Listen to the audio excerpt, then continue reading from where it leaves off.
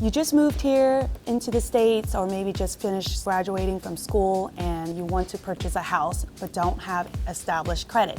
Where do you even begin? My name is Kenny Katz, helping you finance your next home. If you're new to my channel, please subscribe below and hit the bell to let YouTube know you like this video. Here are the 3 easy steps on how you can establish credit to help you apply for your next home purchase. Let's dive right in. Number 3 is apply with a major department store, whether that's Walmart, Amazon, Best Buy. Don't be discouraged because starting out, you may start with a $200 to $500 credit limit.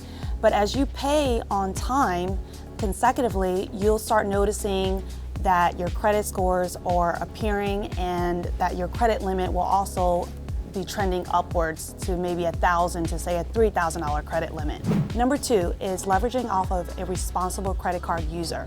So someone that you know has had credit for umpteen years with strong scores and has been paying on time will help you also establish your credit. So for example, when I was younger, I got under my parents' credit card by applying. They can set limits on how much you do use on the credit card. While they're paying for it, I'm actually able to piggyback on that history, and you can do the same. So if you have a family member, a friend, have them add you on as an authorized card holder. This will help you establish credit. I've seen sometimes as early as 2 weeks. Number 1, setting up utility bills, whether that's gas, water, electric, a phone bill.